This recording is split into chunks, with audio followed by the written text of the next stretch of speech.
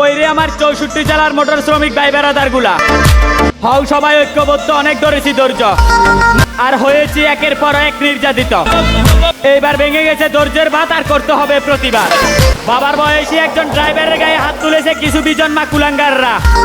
এইবার আর বসে থাকবো না আমরা, প্রতিবাদী কণ্ঠে সারা বিশ্বকে জাগিয়ে তুলবো। আমি জানি না আমার এই ভিডিওটা উপদেষ্টা ডক্টর ইউনূস স্যার পর্যন্ত পৌঁছায় কিনা। যদি পৌঁছায় তাহলে ডক্টর ইউনূস স্যার আপনার উদ্দেশ্যে কিছু মেসেজ দিতে চাই। যেই দেশের রাস্তায় একটা গাড়ির টায়ার পাঞ্চার হলে ড্রাইভারকে 5 মিনিট সময় দেওয়া হয় না, আপনার পুলিশ প্রশাসন ঝাঁপিয়ে পড়ে রেখা লাগিয়ে 5 থেকে 10,000 টাকা ঘুষ নিয়ে যায়। আবার ওই দেশে কোনো একটা ড্রাইভার দুর্ঘটনায় শিকার হলে পাবলিক নিজের হাতে আইন তুলে নেয় আর ড্রাইভারকে দেয় গণতলায়, তখন আপনার পুলিশ প্রশাসন থাকে কোথায়? যেই দেশে 24 ঘন্টা যান চলাচল বন্ধ থাকলে বাংলাদেশ অর্থনীতি আকাশ থেকে নিচে পড়ে যায়, ওই দেশে আমরা মোটর শ্রমিকরা এত নির্যাতিত কেন? আমরা এটার জবাব চাই। যেই দেশে রাস্তায় একটা গাড়ি নিয়ে নামলে জানুয়ারি টু জানুয়ারি পর্যন্ত রোড পারমিট, ট্যাক্স টোকেন এবং অন্যান্য কাগজপত্রের জন্য 40 থেকে 45,000 টাকা সরকারকে ব্যাট দেওয়া হয়, ওই দেশে আমরা ড্রাইভাররা কেন আপনার পুলিশ প্রশাসনের কাছে নিরাপত্তা নয়?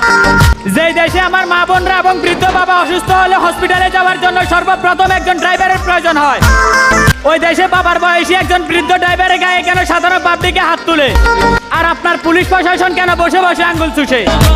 যেই দেশটাকে 75% অর্থনীতি সচল রেখেছে প্রবাসী এবং মোটর শ্রমিকরা, ওই দেশে কেন দিনের পর দিন লাঞ্ছিত হচ্ছে প্রবাসী এবং আমরা ড্রাইভাররা?